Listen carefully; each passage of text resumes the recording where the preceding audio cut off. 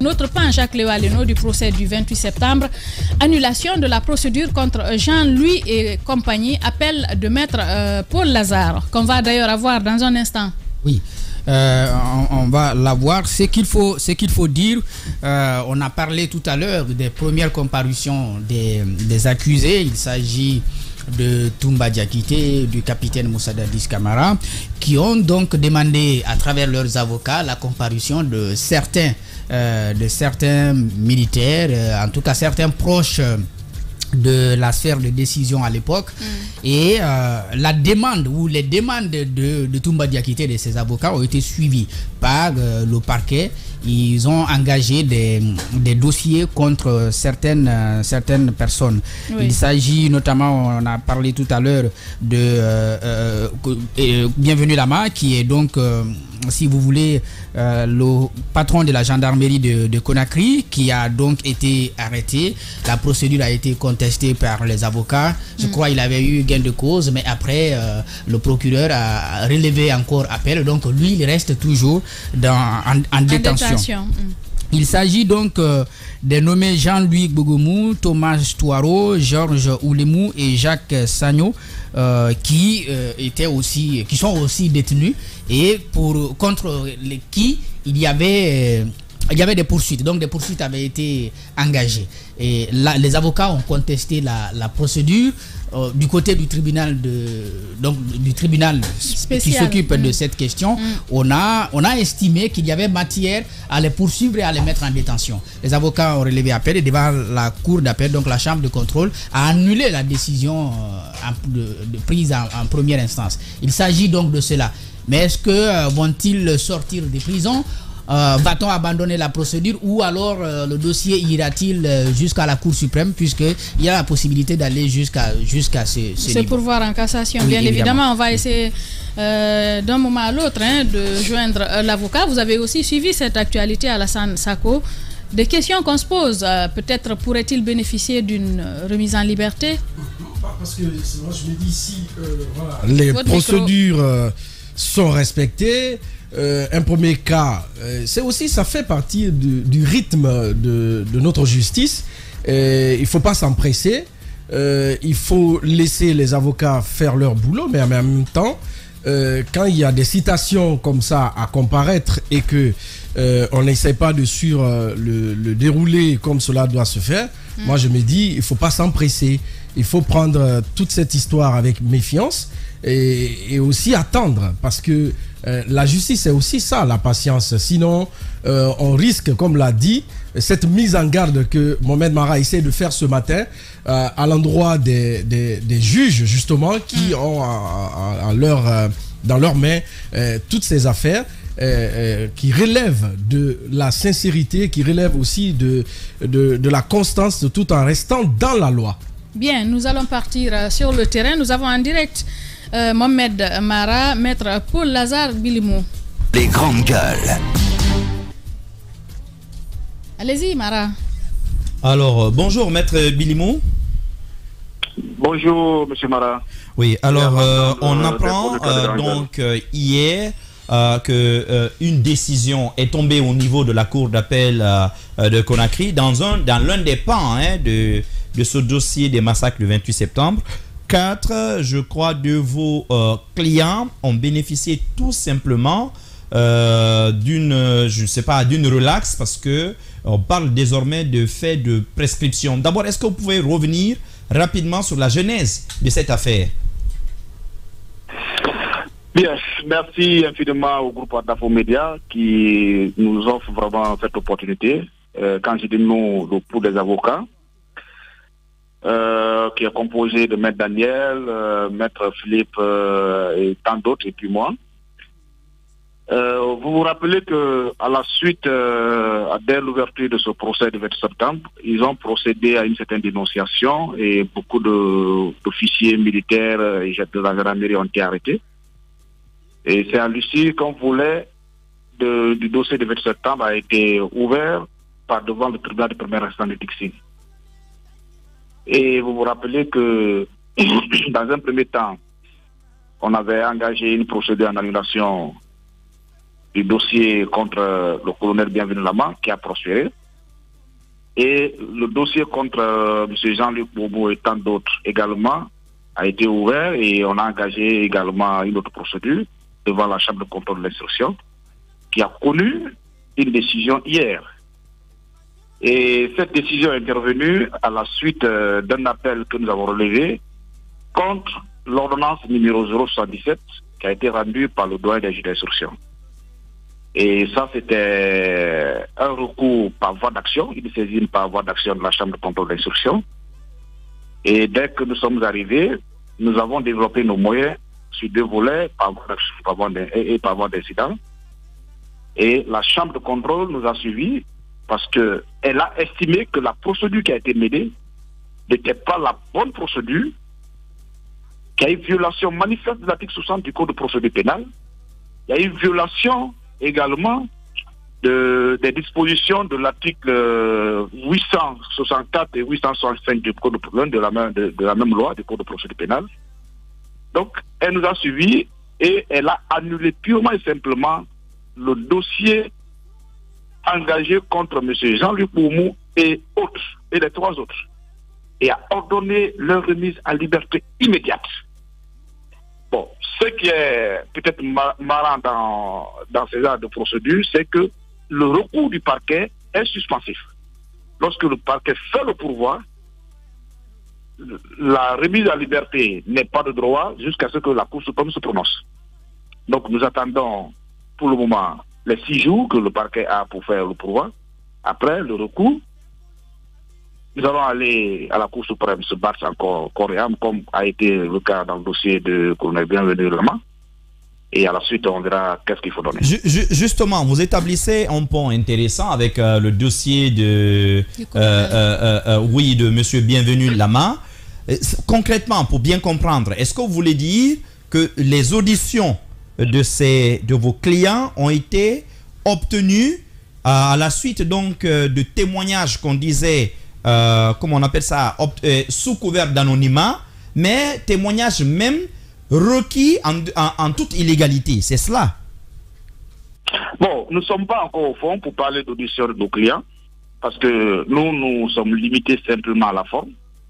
Et exactement, la poursuite a été engagée sur la base de ce fameux témoin anonyme, qui a été reçu par 2 structures du procureur de la République.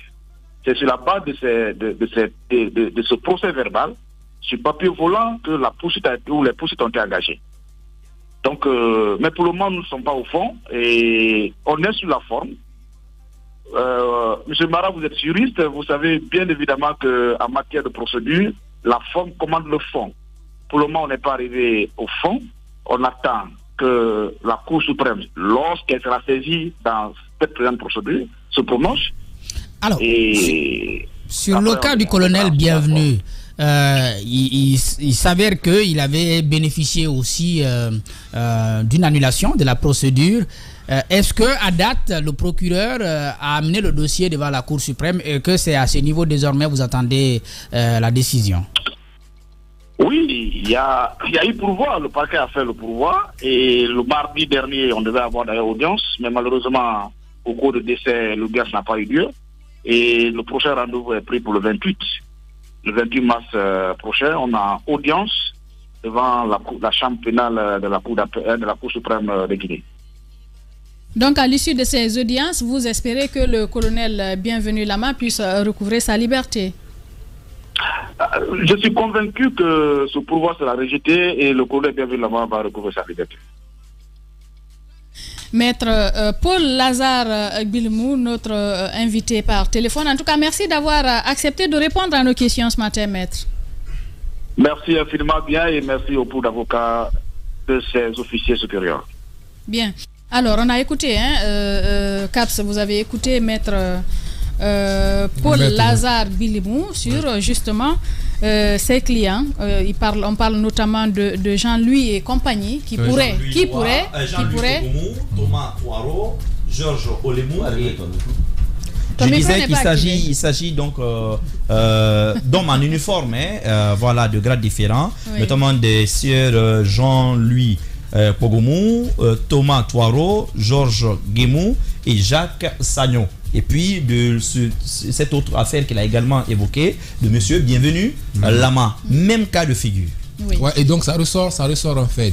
Finalement, au regard à écouter Maître Bilimou, on pourrait donner donc raison à l'analyse que Mara, attendant que l'analyse de Mara, non, ça, on attend, on sait forcément que c'est gymnastique judiciaire, c'est comme ça. On sait qu'il y aura pourvoi, ils vont se pourvoir en cassation à la Cour suprême. On va attendre, on sait que ça c'est la procédure judiciaire, ça va sur son cours normal. Mais cependant, on est quand même en train de révéler un fait qu'il y a une forme de légèreté quand même dans des procédures, dans la façon dont les choses sont menées.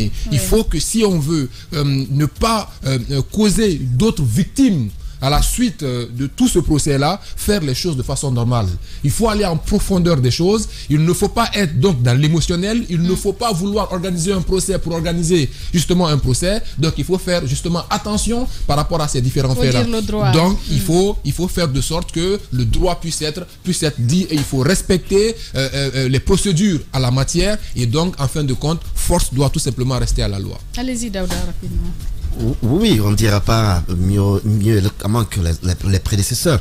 Ce qui est clair quand même dans cette affaire, il y a beaucoup de non-dits. Il y a des éléments, comme je le disais d'ailleurs avec les victimes, il y a des éléments qui sont montés de toutes pièces, parce que tout simplement on veut terrasser tel ou on veut gagner sur tel autre.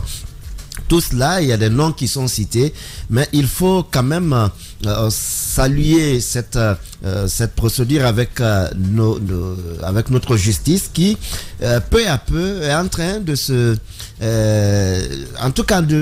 de donner raison à ceux qui ont cru en elle. Parce que peu à peu, il y a des éléments qui nous donnent la certitude que quand on veut, on peut bien faire. Oui. Il faut vraiment éviter qu'il y ait des innocentes personnes qui soient transformées en coupables alors qu'elles ne le sont pas, et que des coupables soient innocentés d'une manière à laquelle on ne s'attend pas. Je crois qu'il faut aujourd'hui croire à la justice et prier quand même que la conviction soit celle qui s'exprime par l'émotion. Allez-y, oui, rapidement, je voudrais dire une chose. C'est vrai qu'on parle de témoins, donc témoins anonymes, sur la base de quel témoignage, de quel PV on a décidé d'engager des poursuites, aussi bien pour le colonel Bienvenu que pour d'autres. Je sais aussi que ces personnes avaient été citées par Toumba Diakité, donc tout est parti de là. Pour un principe d'équilibre dans le dossier, même si le procureur a tendance, c'est son droit d'ailleurs, de se mettre d'abord beaucoup plus du côté des victimes que du côté des prévenus, donc des accusés. Il y a matière, dans le souci de rechercher et de retrouver la vérité, d'entendre les appels de tous les côtés. C'est-à-dire que la partie civile exprime sa volonté d'entendre X ou Y personnes, c'est bien. Mais lorsque du côté des accusés, on aimerait aussi entendre Y ou Z personnes, qu'on puisse le permettre. Oui. Parce qu'il y a beaucoup de personnes dont les noms ont été cités. Jusqu'aujourd'hui, on nous apprenait qu'une commission rogatoire était envoyée du côté de la France pour entendre le général Sekouba Konaté. Ça peut être dans le secret de l'instruction qu'on ne sache pas ce qui est décidé. Mais il y a beaucoup d'autres aussi qui ont été cités de l'autre côté, donc de l'autre camp, pour la manifestation de la vérité. On ne dit pas prenez tout le monde, mettez-les en prison, comme on l'a fait avec les colonels Bienvenus et d'autres qui sont déjà en détention. Mais c'est déjà bien de donner l'assurance à tout le monde qu'on a envie d'écouter toutes les personnes qui connaissent même un peu dans l'affaire du 28 septembre. C'est normal. Allez-y, Mara, pour clore. Oui, dans le cas du colonel Bienvenu que nous avions suivi ici, on s'était rendu compte que même dans la gestion des délais légaux, il y a eu des entorses à la procédure. Et je découvre donc avec le dossier d'aujourd'hui qu'il y a énormément de similitudes. C'est-à-dire que lorsque des noms étaient cités à la barre, vous vous souvenez des noms comme ça, comme Georges, vous vous souvenez dans certaines auditions, Georges, tel ou tel, immédiatement ce qui s'est passé, c'est que le parquet par exemple peut demander immédiatement à n'importe qui est cité en ce moment de comparaître en qualité de témoin et ainsi de suite. Mais un fait unique s'était produit, parce qu'il faut que les gens comprennent ce qui s'était passé. C'est que plusieurs hommes en uniforme ont été interpellés sur la base, dit-on, d'une déclaration faite sous anonymat. Et on nous explique que cette déclaration faite sous anonymat ne va pas respecter les formes. D'abord, à ce stade, pour que ce soit fait, il faudrait que ce soit de la part d'un juge d'instruction. Et le juge d'instruction, ce n'est pas le parquet qui le désigne. C'est le président du tribunal, donc Tunkara 2, qui devait désigner le magistrat instructeur en charge du dossier. Le parquet ne l'a pas demandé. Mais il y a eu pire. C'est que deux substituts du procureur de Dixine s'étaient donné le loisir donc de faire un document en mettant des faits d'une certaine gravité à l'intérieur, mais simplement qui citait des noms. Et ces faits, deuxième observation, d'après ce qu'on a appris, c'est que ces faits ne remontaient pas aux événements du 28 septembre, à la date même du 28 septembre, mais plutôt à la gestion des événements du 3 décembre, donc l'attentat sur Gladys. Ce qui n'est pas exactement la même affaire. Ça, c'était la seconde faiblesse. La troisième faiblesse, c'était quoi? C'est que ce ne sont pas les personnes habilitées donc qui réalisent les auditions, mais on dit deux substituts du procureur. Et seul l'un des substituts signe le document. Et le témoin lui-même ne cite pas. Alors, être anonyme, c'était par rapport à qui? À la procédure ou au grand public? C'était ça l'autre question donc qui était également posée. Donc la question, d'ailleurs le document, nous dit-on, ne revêtait aucune forme particulière. Apparemment c'était juste un papier volant, donc avec une seule signature. Et si vous vous rappelez, dès que la question a été soulevée, nous-mêmes ici à l'antenne, le jour même où on en a parlé ici, 1 heure après, on apprend à l'audience que les substituts du procureur sont menacés. Je ne sais pas si vous vous rappelez de cette journée, ça nous avait tous étonnés. Donc on se demandait, mais qu'est-ce qui se passait dans ce dossier-là? Et sur la base d'un tel dossier que le colonel Bienvenu, lui, il avait été arrêté. On découvre donc ce matin que d'autres officiers aussi sur la base du même document. Donc en réalité, ce qui est soulevé aujourd'hui, c'est la légalité même de cette audition. Est-ce que c'est une pièce fabriquée? Bon, permettez la tautologie de toute pièce. Est-ce un élément fabriqué de toute pièce? Donc une fabrication de preuves, ce qui pourrait apporter de l'eau au moulin des détracteurs de la poursuite dans ce dossier. Ou alors, oui, il y a bel et bien eu audition, mais comment ça se fait qu'une faute aussi grave ait été commise par des magistrats qui savent bien que ce n'est pas eux qui sont habilités à faire ce travail. Bizarrement, même un greffier n'était pas présent. Parce que comme vous avez entendu chez le juge d'instruction, c'est même pas lui qui écrit. Vous avez un greffier qui relève tout ce que vous dites. Parce que lui et le magistrat, certes, ont tous prêté serment, mais pas sur les mêmes faits. Lorsque le greffier écrit que vous signez, vous ne pouvez plus vous débiner. Mais là, pas de greffier, pas de juge d'instruction, deux procureurs qui font ça, et puis on a voulu introduire ça. Donc cela a fait l'objet de ce grabuge. Et pour l'instant, 2 arrêts de la cour d'appel, les 2 arrêts dans 2 dossiers différents mais portant sur le même élément sont concordants. Il faut même vérifier est-ce que les 2 arrêts sont rendus par le même magistrat ou 2 magistrats différents. Mais il apparaît clairement que ce document il est illégal. Et quand je vous parlais de légèreté parfois, autour de certains PV, c'est d'éléments pareils dont je parle. Et je trouve que ça, malheureusement, ça affaiblit la procédure. Et ça porte un coup, malheureusement, à la crédibilité des actes qui sont apportés. Et qui sait si parmi les 5 dont on parle aujourd'hui, si effectivement il y a des gens qui ont participé à ce massacre. On risque de ne jamais le savoir. Parce que simplement, des gens n'ont pas été fichus capables de respecter les procédures, d'aller dans les actes de procédure de manière normale. Voilà ce que nous dénoncions tout à l'heure. Voilà ce qu'on pouvait essentiellement dire sur le procès du 28 septembre. Dans un instant, nous changeons de registre et nous parlerons politique. Les grandes gueules sur Espace, c'est la représentativité de la diversité de la société guinéenne. Ils n'ont jamais peur